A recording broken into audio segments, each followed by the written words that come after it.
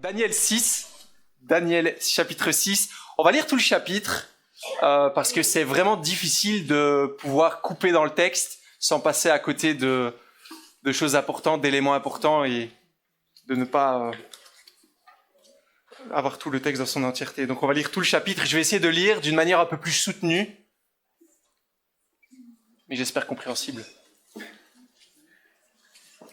Daniel 6. Darius le Mède s'empara du royaume à l'âge de 62 ans.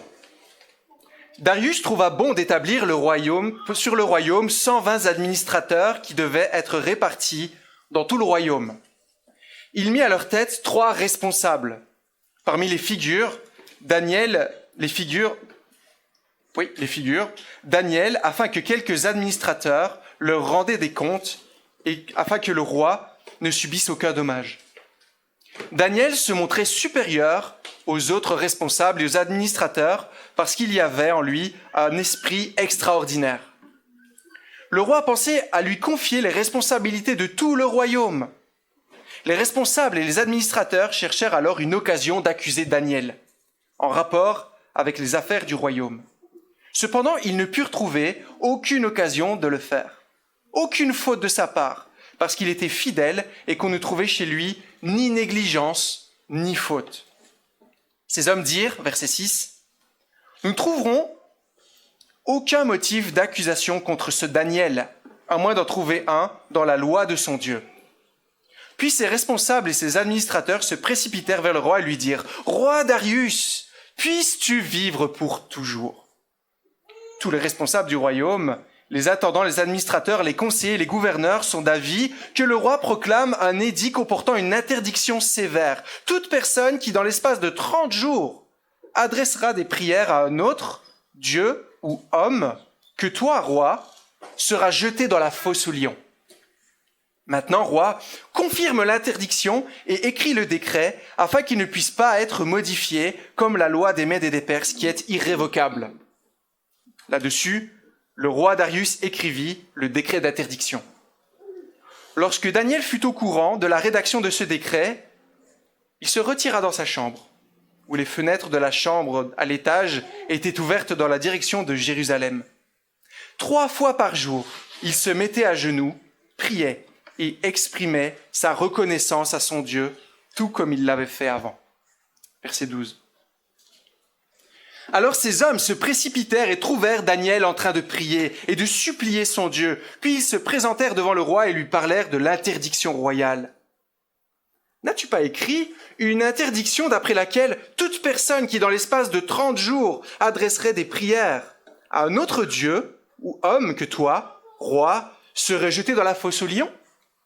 Le roi répondit, « Cet ordre est aussi sûr que la loi des Mèdes et des Perses qui est irrévocable. » Ils prirent de nouveau la parole et dirent au roi, « Daniel, l'un des exilés de Juda, n'a tenu aucun compte de toi, roi, ni de l'interdiction que tu as écrite. Il fait sa prière 3 fois par jour. » Le roi fut très attristé quand il entendit cela. Il prit à cœur de délivrer Daniel, et jusqu'au coucher du soleil, il s'efforça de le sauver. Mais ces hommes insistèrent auprès du roi et lui dirent, « Sache, roi, que d'après la loi des Mèdes et des Perses, aucune interdiction ni aucun décret confirmé par le roi ne peut être modifié. » Alors le roi donna ordre de faire venir Daniel et de le jeter dans la fosse aux lions. Le roi dit à Daniel, « Que ton Dieu, que tu sers avec persévérance, veuille te délivrer. » On apporta une pierre, on la plaça sur l'ouverture de la fosse. Le roi y apposa l'empreinte de son anneau et de l'anneau de ses 11 fonctionnaires, afin que rien ne puisse être modifié pour Daniel. Verset 19. Le roi se rendit ensuite dans son palais. Il passa la nuit sans manger, sans faire venir les danseuses devant lui, sans parvenir à trouver le sommeil. Le roi se leva tôt le matin, avec l'aurore. Il se précipita à la fosse aux lions. En s'approchant de la fosse, il appela Daniel d'une voix triste et lui demanda, « Daniel, serviteur du Dieu vivant, ton Dieu que tu sers avec persévérance, a-t-il pu te délivrer de la fosse aux lions ?» Daniel répondit au roi, « Roi, puisses-tu vivre pour toujours. Mon Dieu a envoyé son ange et fermé la gueule des lions. Ils ne m'ont fait aucun mal parce que j'ai été trouvé innocent devant lui.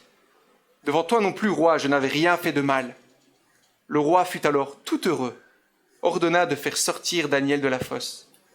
Daniel fut retiré de la fosse. On ne trouva aucune blessure sur lui, parce qu'il avait eu confiance en son Dieu. Le roi ordonna que les accusateurs de Daniel soient amenés, jetés dans la fosse lion avec leurs enfants, leurs femmes, afin qu'ils ne soient parvenus au fond de la fosse, avant qu'ils ne soient parvenus au fond de la fosse. Les lions les attrapèrent et brisèrent tous leurs os.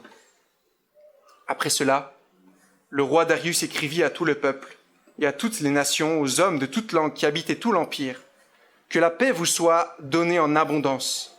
J'ordonne que dans toute l'étendue de mon royaume, on ait de la crainte et un profond respect pour le Dieu de Daniel. En effet, il est le Dieu vivant et il subsiste éternellement. Son royaume ne sera jamais détruit. Sa domination durera jusqu'à la fin. C'est lui qui délivre et qui sauve, qui accomplit des signes et des miracles dans le ciel et sur la terre. C'est lui qui a délivré Daniel de la griffe des lions. Daniel prospéra sous le règne de Darius, c'est-à-dire de Cyrus le Perse. Jusqu'ici, la lecture en Daniel 6, et je vous invite à une seconde lecture qui sera un peu plus courte, dans 1 Pierre,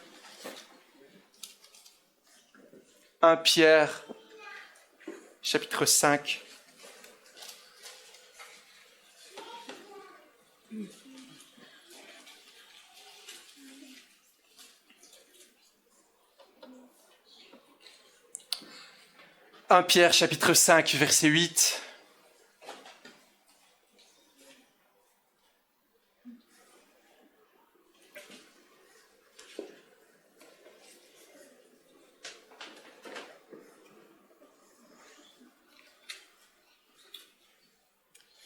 Soyez sobres, restez vigilants.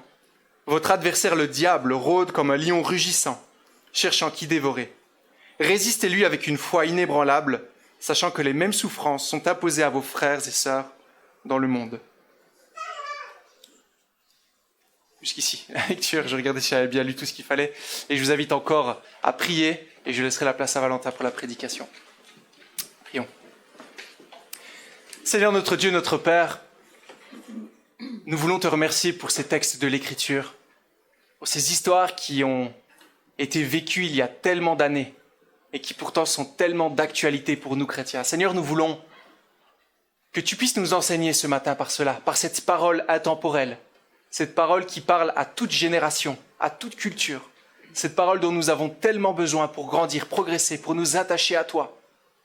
Seigneur, je te prie pour Valentin que tu puisses l'utiliser ce matin pour nous prêcher ta parole, que tu puisses lui donner toute confiance, toute liberté, afin qu'il puisse parler à nos cœurs. Que toi, Seigneur, tu puisses utiliser les paroles de sa bouche, qu'il puisse être un instrument entre tes mains pour nous aider à grandir, à progresser, à nous émerveiller encore une fois du Dieu que tu es.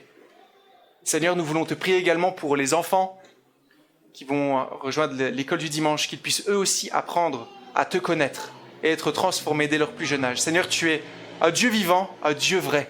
Aussi, nous te demandons d'agir en cet instant. Amen.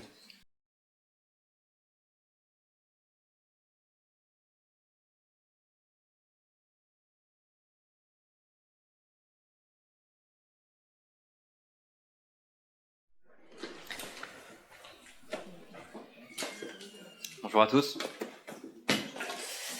Il y a encore des questionnaires pour ceux qui n'en ont pas, qui en veulent un. C'est le dernier questionnaire bleu turquoise, étant donné que c'est la dernière prédication dans cette petite série sur Daniel. Et avant ça, je vais vous raconter une petite histoire. C'est l'histoire d'un vieux phare.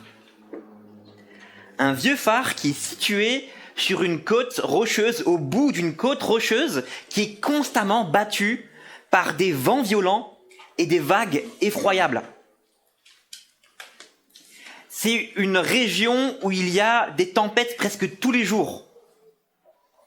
Et un jour, il y a un jeune étudiant dans les métiers de la mer qui vient y faire son stage.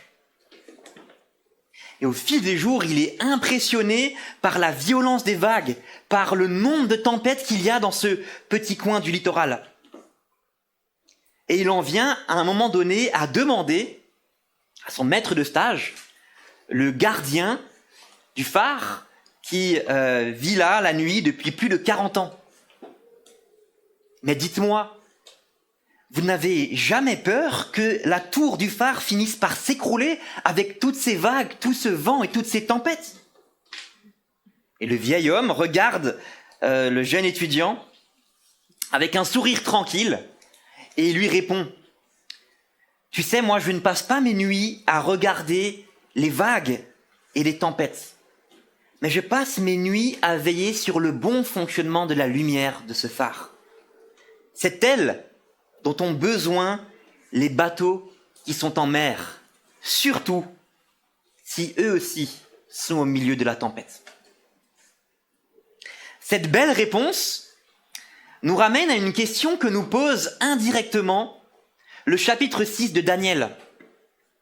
Dans un monde avec son instabilité, dans un monde changeant, dans un monde parfois, voire souvent hostile, quel est le secret pour vivre une vie chrétienne fidèle jusqu'au bout?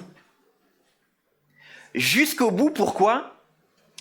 Parce que bien que nous connaissons tous très bien l'histoire de Daniel dans la fosse aux lions, il est bien moins connu le fait que dans cette histoire, Daniel est âgé de plus de 80 ans. D'où le titre de ma prédication de ce matin, âgé et victorieux. Ce qui nous permet aussi de faire un petit rappel de notre parcours dans cette courte série sur la vie de Daniel et de ses amis. Rappelez-vous, au chapitre 1, nous les avons découverts adolescents et courageux. Des jeunes garçons qui ont osé s'opposer au roi Nebuchadnezzar et imposer des limites à l'idéologisation qu'on leur imposait. Pourquoi? Pour pouvoir rester fidèles à leur Dieu. Au chapitre 3, Daniel n'était pas là, mais nous avons retrouvé ses trois amis. Quelques années plus tard, ils étaient désormais adultes et valeureux, déterminés à n'adorer que Dieu, malgré la menace d'une fournaise ardente dans laquelle ils seront finalement jetés, mais dans laquelle Dieu les rejoindra et les sauvera miraculeusement. Et ce matin, c'est l'inverse, c'est Daniel que l'on retrouve désormais tout seul, Daniel qui est en passe de devenir le premier ministre d'un nouvel empire gouverné par Darius le Mède. Nous sommes environ en moins 539, moins 537. Ce qui veut dire, si on fait un peu de maths, si en moins 605, selon une chronologie, Daniel avait une quinzaine d'années, il se retrouve ici dans notre texte avec au minimum 82 ans. Au minimum 82 ans. Un homme âgé, mais victorieux. Un homme qui a vécu toute une vie exilé, mais aussi toute une vie de fidélité. Et je vous propose de suivre ce texte de Daniel 6, ce texte bien connu de la fosse aux lions, à travers 3 lieux différents. C'est un peu comme 3 actes d'une même pièce, comme 3 actes d'une même bataille.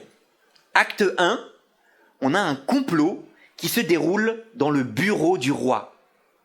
Les versets 1 à 9 dans ma version. Alors, dans d'autres versions, il y a un petit décalage de 1 verset. On y voit dans cette premier acte l'intégrité de Daniel. Acte 2, la bataille qui se déroule dans la chambre de Daniel. Versets 10 à 15 dans ma version.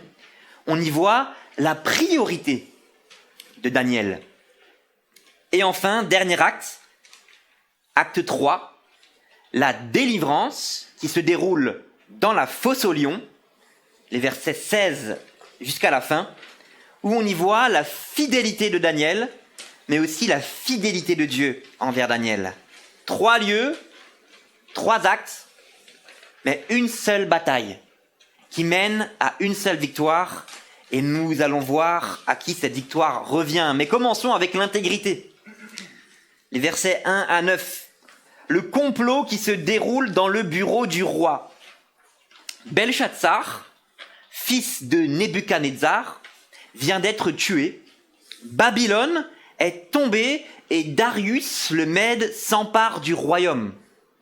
Je viens de paraphraser les 2 derniers versets du chapitre 5 de Daniel, pour vous remettre un peu dans le contexte.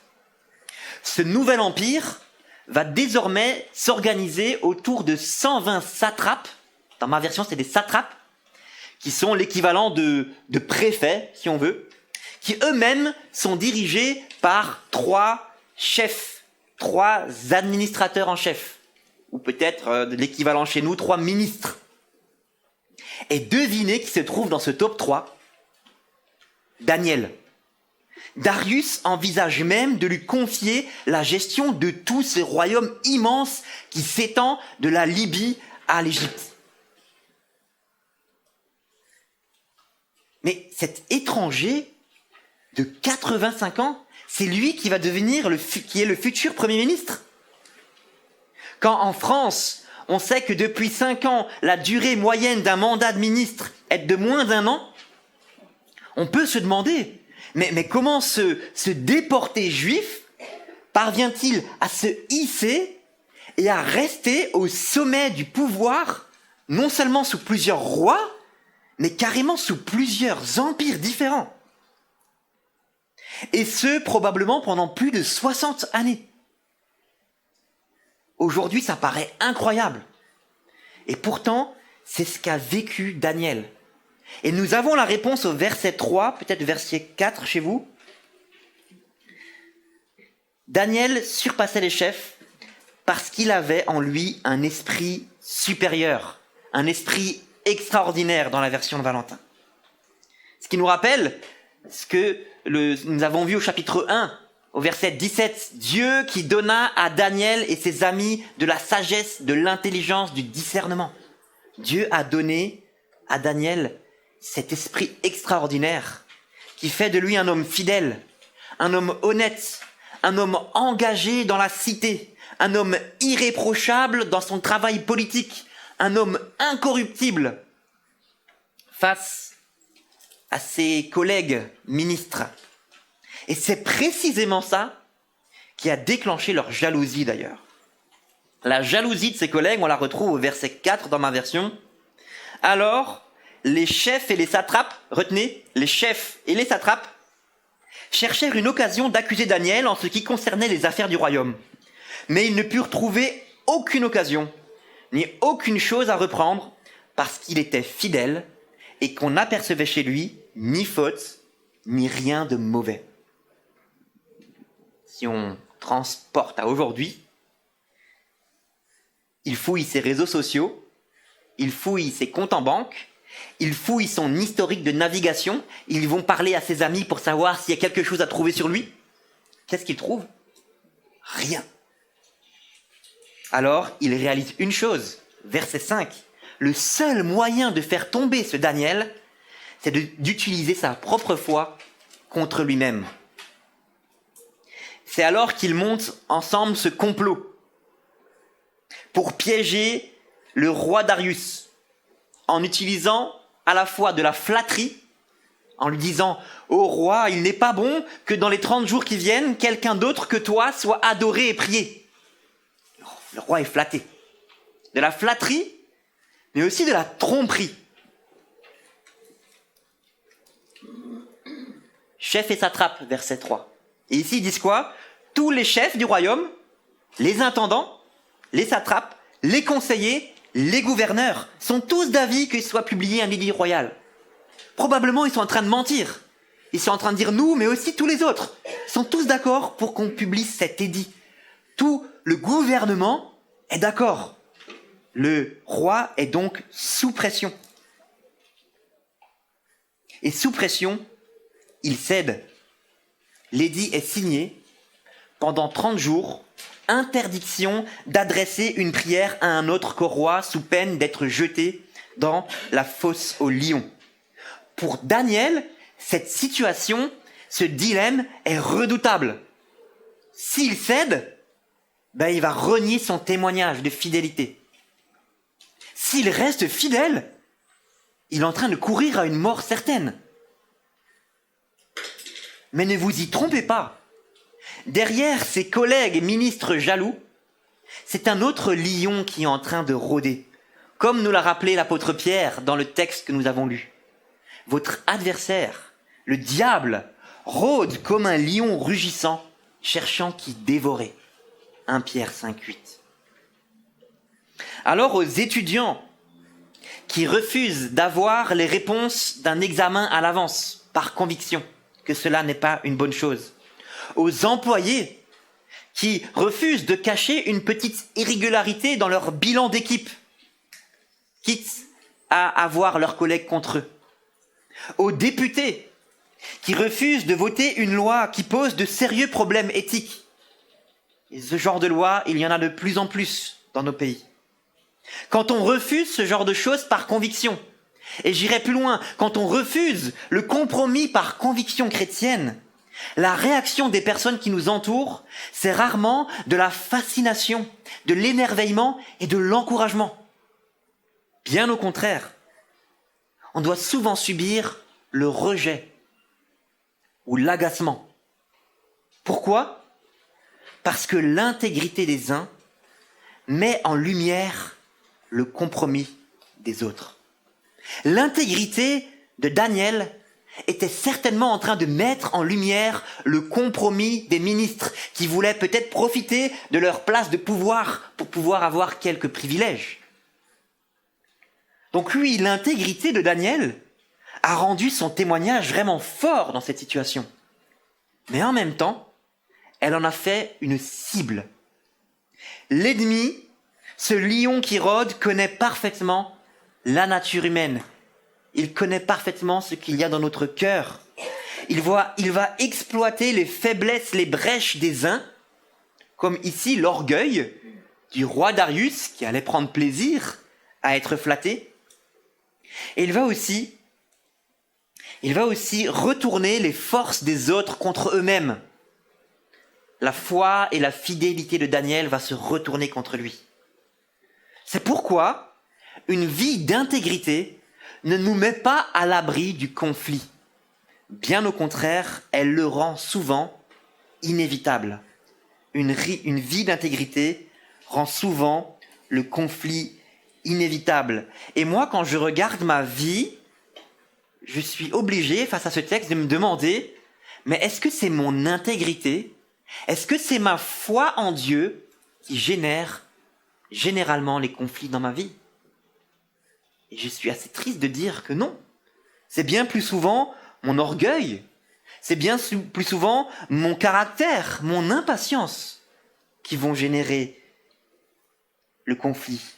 Et je prie que Dieu puisse générer, entre guillemets, que ça soit plutôt mon intégrité, que ça soit plutôt notre foi qui puisse être la source de conflit quand on met en lumière le compromis des autres dans notre vie. L'intégrité de Daniel. Deuxième point, la priorité de Daniel. Les versets 10 à 15. Cette bataille qui se joue dans sa chambre. Voyons désormais comment notre bon vieux Daniel, quand il apprend que ce décret est signé et que sa vie est menacée, comment est-ce qu'il réagit ? Est-ce qu'il est en train de s'agiter ? Est-ce que Daniel est en train de paniquer ? Est-ce qu'il est en train de se dire « Moi, je suis bientôt le futur Premier ministre. Donc c'est moi qui ai le plus d'influence sur le roi. Je vais aller voir le roi et je vais négocier avec lui. » Ou est-ce qu'il se dit « J'ai tellement de poids que je peux monter une contre-attaque politique. » Il aurait pu faire tout cela, mais non. Il monte tranquillement dans sa chambre, où les fenêtres sont ouvertes en direction de Jérusalem, et 3 fois par jour, comme il le faisait auparavant, il se met à genoux et il prie son Dieu. Verset 10. Comme il le faisait auparavant. Ça veut dire que ce que Daniel est en train de faire, c'est pas une réponse à l'édit. C'est pas une provocation. C'est pas la volonté de faire un acte d'héroïsme ostentatoire pour montrer, moi je vais montrer au roi comment je vais montrer mon désaccord au roi. Non. Daniel est simplement en train de continuer une habitude de sa vie. La bataille décisive de ce chapitre 6, ne se déroule donc pas dans la fosse aux lions premièrement, mais elle se joue ici, quand cet homme âgé, plus de 80 ans, se met à genoux en prière dans sa chambre, 3 fois par jour. Et peut-être que le lion rôdeur, peut-être que l'ennemi est venu lui chuchoter à son oreille, mais voyons Daniel, ne sois pas si rigide. Juste pendant un petit mois, ferme simplement les fenêtres. Prie dans ton cœur. Est-ce que Dieu ne comprendrait-il pas ta situation ? Mais Daniel refuse le compromis. Et dans sa chambre, fenêtre ouverte, à genoux, il continue à prier 3 fois par jour. 3 fois par jour. Quand j'ai lu ça, j'étais obligé d'être repris quelque part. Je dis, mais comment c'est possible ? Avec mon agenda, comment il est chargé ? Je peux pas 3 fois par jour. Qu'est-ce qu'aurait pu dire Daniel ?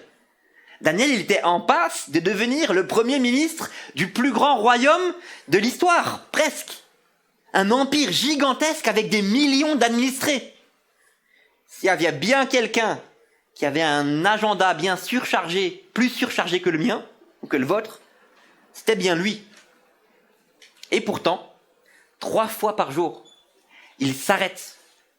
Non pas par légalisme, mais parce que, pour Daniel, la prière était pareille pour son âme que l'oxygène est pour son corps. Daniel ne pouvait pas faire sans ces temps de prière. Et ça m'a rappelé une phrase qu'on prête à Martin Luther, cette phrase célèbre que vous connaissez peut-être. « J'ai tant de choses à faire aujourd'hui qu'il me faut passer les 3 premières heures de la journée en prière. » Alors c'est Martin Luther, hein. Il n'y a que lui pour faire ça. Mais on pourrait facilement imaginer Daniel dire à peu près « J'ai tant d'affaires d'État à gérer aujourd'hui qu'il m'est impossible de me passer de mes 3 temps de prière quotidienne. Il est impossible pour moi de me passer de mes 3 temps de prière quotidienne. » Et j'ai vraiment été bousculé et repris quand j'ai pris conscience de cette habitude dans ce contexte de vie. Parce que je me suis dit, mais où est-ce que moi, je cherche refuge en priorité quand la pression commence à monter ? Où est-ce que, quelle est notre première réaction ? Quelle est ta première réaction face à une mauvaise nouvelle ? Face à une crise dans ta vie ? Face à une situation désespérée ? La panique ? Est-ce qu'on est en train de monter une stratégie personnelle ? Est-ce qu'on baisse les bras ? Est-ce qu'on remet la faute sur les autres ? Et une fois qu'on a épuisé toutes nos options, on se met enfin à genoux et on prie. Daniel, lui, il fait exactement l'inverse.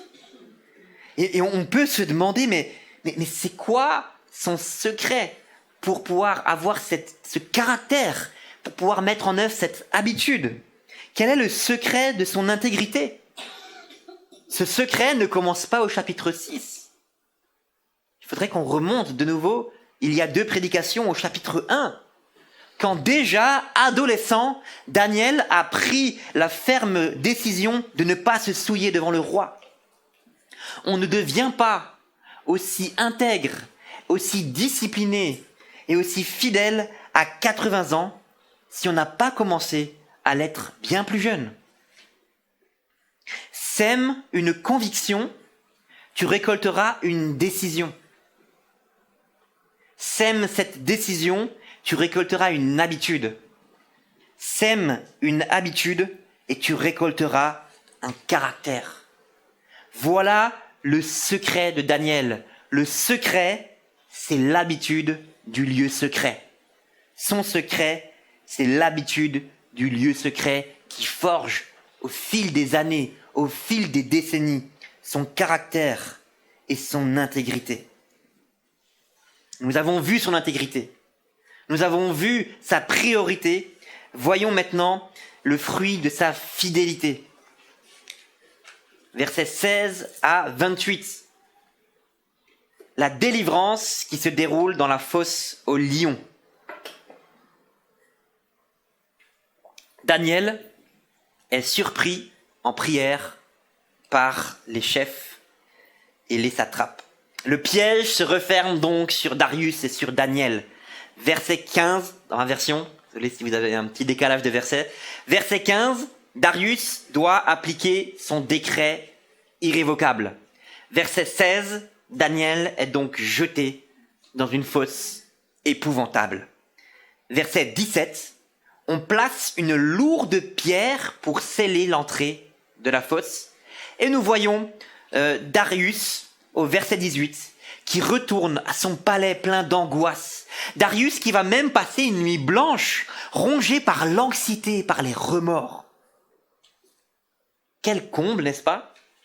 Est-ce que vous avez remarqué ce contraste saisissant qu'il y a entre, d'un côté, le roi Darius, qui a tous les plaisirs, tous les conforts et tout le luxe de son palais, mais qui est torturé par l'angoisse. Et de l'autre côté, on a Daniel, qui se retrouve dans une fosse obscure, très certainement puante, entouré de lions féroces, et lui, il passe une bonne nuit tranquille, en paix. Peut-être qu'il avait comme duvet une petite fourrure chaude de lion, je ne sais pas. Et comment je peux dire ça? C'est parce qu'on le voit au verset 19 à 21. Dès l'aube, le roi Darius court. Il va à la fosse et crie d'une voix angoissée. « Daniel, est-ce que ton Dieu que tu sers avec persévérance, est-ce qu'il a pu te délivrer ?» Et verset 22, c'est pas écrit, mais on a l'impression que Daniel répond d'une voix calme. « Mon Dieu a envoyé son ange et a fermé la gueule des lions. » La gueule des lions a été fermée. Waouh! Quel miracle! Quelle délivrance pour Daniel! Mais est-ce que vous avez remarqué un élément fondamental de cette situation? Qui nous rappelle un peu le chapitre 3. Comme Dieu n'a pas évité la fournaise aux 3 amis, mais les a accompagnés et délivrés dans la fournaise, ici encore, Dieu n'a pas évité la fosse à Daniel, mais il est venu l'accompagner par le biais d'un ange et le délivrer de la fosse aux lions en fermant la bouche, la gueule des lions. Dieu ne supprime pas l'épreuve, mais il s'y rend présent. Je devrais peut-être dire Dieu ne supprime pas toujours l'épreuve, car il peut le faire, mais Dieu se rend présent au sein de notre épreuve. Et cela m'a rappelé un accident qu'il y a eu dans une mine en 2010 au Chili. Je ne sais pas si ça vous rappelle quelque chose, la mine de Copiapó. 33 mineurs qui étaient bloqués, piégés au fond d'une fosse, d'une certaine manière au fond d'une mine, à 600 mètres sous la terre. La mine s'était écroulée. Et une équipe de sauveteurs ont mis en point une cabine qui allait faire des allers-retours par un petit endroit qui restait encore accessible. Et un des responsables de ce plan de sauvetage a décidé de descendre en premier au fond de la mine, de rester tout le long pendant les 25 heures du transfert des 33 mineurs piégés, pour pouvoir les encourager, pour pouvoir leur expliquer à chacun comment allait se dérouler leur transfert. Et il est remonté seulement une fois que tout le monde était sorti. Alors c'est une illustration bien imparfaite, mais ça me fait penser un peu à Dieu qui vient au sein de la fosse et qui accompagne Daniel jusqu'à ce qu'il en ressorte. Et peut-être que vous retrouvez aujourd'hui dans votre propre fosse. Un problème de santé, un deuil, une solitude qui pèse, un conflit familial, une situation professionnelle éprouvante. Si vous êtes chrétien ce matin, notre texte contient une promesse magnifique pour vous. Cette promesse n'est pas que Dieu va vous enlever magiquement d'un claquement de doigts la difficulté de votre vie. Non, mais la promesse que contient notre texte, c'est qu'il sera avec vous au milieu de l'épreuve, qu'il sera avec vous au sein même de votre fosse. Quand je traverse la vallée de l'ombre de la mort, je ne crains aucun mal, car tu es avec moi. Psaume 23, verset 4. Et donc, la question qui se pose à la fin de cette partie, c'est est-ce que nous faisons confiance à Dieu sur parole ? Est-ce que nous faisons confiance dans cette promesse de la parole de Dieu qui nous dit que Dieu est présent à côté de nous dans nos épreuves ? Même lorsque le décor s'assombrit peu à peu, lorsque l'odeur est peut-être de plus en plus nauséabonde et qu'il y a de plus en plus de lions rugissants qui nous entourent, prêts à nous dévorer. Est-ce qu'on croit Dieu sur parole qu'il est à nos côtés ? Que Dieu nous aide à placer confiance en sa présence à nos côtés dans nos fosses. Et pour terminer, une petite question qui nous ramène Daniel 3 de nouveau. Comme avec Anania, Azaria et Michaël dans la fournaise, en regardant cette histoire de la fosse aux lions, l'intégrité de Daniel, sa priorité dans la prière, sa fidélité toute sa vie et celle de Dieu, est-ce que vous ne voyez pas une ombre se dessiner derrière Daniel ? Car, comment lire Daniel 6 sans y voir notre Seigneur Jésus-Christ ? L'histoire de cette fosse pointe vers une histoire encore plus grande, vers une fosse encore plus profonde, puante et horrible. Et je veux pas être artificiel, mais je trouve tellement incroyable le nombre de parallèles que nous avons dans ce texte. Verset 3, Daniel, on reconnaît en lui un esprit extraordinaire. Jésus avait aussi, d'une certaine manière, un esprit extraordinaire, un esprit d'excellence qui étonnait les foules quand il enseignait. Daniel est retrouvé ici irréprochable par ses détracteurs, qui ne trouvent rien à lui reprocher dans cette situation-là. Jésus a vécu une vie irréprochable, toujours, une vie parfaitement irréprochable, au point que Pilate lui-même l'a déclaré innocent lors de son procès. Daniel a été condamné par la jalousie et par un complot, par ses ministres. Jésus a été livré par envie, par jalousie et aussi par un complot des chefs religieux de son époque. Daniel priait comme à son habitude, tourné vers Jérusalem, très certainement parce qu'il savait que c'est vers Jérusalem, que c'est de cette ville que viendrait un jour, des siècles après, la délivrance pour lui et son peuple. Jésus, quand on le voit au jardin de Gethsémane, il est écrit qu'il prie selon son habitude. Le roi Darius veut sauver Daniel, mais n'en a plus le pouvoir à cause de son décret. Pilate veut aussi faire relâcher Jésus, mais il cède à la pression autour de lui. Darius passe une nuit agitée, angoissée au sujet de Daniel. La femme de Pilate passe une nuit agitée et angoissée au sujet de Jésus-Christ. Une pierre scelle la fosse aux lions où se retrouve Daniel. Une pierre vient sceller le tombeau où se retrouvera Jésus-Christ. À l'aube, tôt le matin, le roi Darius va se rendre à la fosse. À l'aube, le 3e jour, les 2 maris vont se rendre au tombeau de Jésus. Darius va constater Daniel qui va ressortir indemne de cette force, sans aucune blessure, le texte nous dit.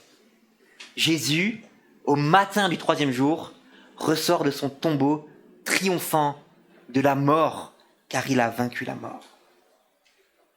Et nous avons enfin les paroles centrales de ce chapitre qui, ironiquement, encore une fois, sont mises dans la bouche du roi Darius, qui va confesser que Dieu est le Dieu vivant.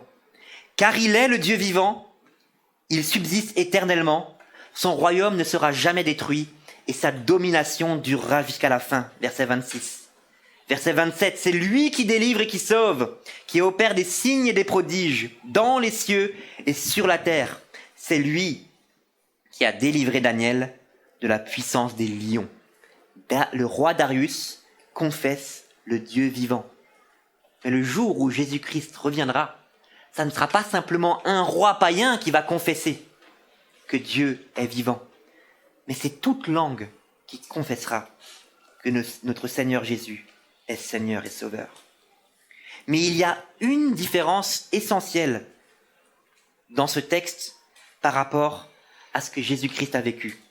Daniel est descendu dans la fosse aux lions du roi Darius, mais il en a été épargné. Jésus, lui, est descendu dans la fosse suprême, celle de la séparation d'avec Dieu son Père, celle de la mort même et de la colère de Dieu, du jugement pour nos fautes. Mais lui n'a pas été épargné. Les lions qui déchirent et rugissent ont ouvert contre lui leur gueule. Psaume 22, verset 14. Quand on l'a mis au tombeau, son corps était couvert de blessures. Et encore aujourd'hui, ses mains et ses pieds portent les marques de la fosse suprême dans laquelle Jésus était. D'ailleurs, quel est le psaume que Jésus a commencé à réciter sur la croix? C'est ce même psaume 22 qui est si parlant ce matin. Mon Dieu, pourquoi m'as-tu abandonné?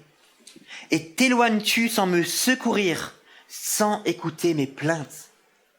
Jésus a affronté cette fosse ultime tout seul. Il a été abandonné pour que nous ne soyons jamais seuls dans nos fosses à nous. Jésus n'a pas été secouru dans cette épreuve pour que nous soyons toujours secourus dans les nôtres. Et si Dieu ne nous délivre pas de nos fosses, il nous délivrera à coup sûr de la mort en nous accordant l'éternité avec lui. Alors que retenir principalement ce matin pour nos vies? Si Jésus a traversé la fosse suprême pour vous, vous pourrez traverser aussi vos fosses pour lui. Il n'a pas promis de vous éviter de vivre des moments dans des fosses aux lions, mais par contre, il nous promet d'être avec vous au sein même de la fosse, lui-même qui en a été victorieux. Alors que le Seigneur nous aide et nous donne la grâce d'être des hommes et des femmes d'intégrité, avec les bonnes priorités, une vie de prière et de confiance, dès notre jeunesse jusqu'à, comme nous l'avons vu, jusqu'à notre tendre vieillesse, et cela pour sa gloire. Amen.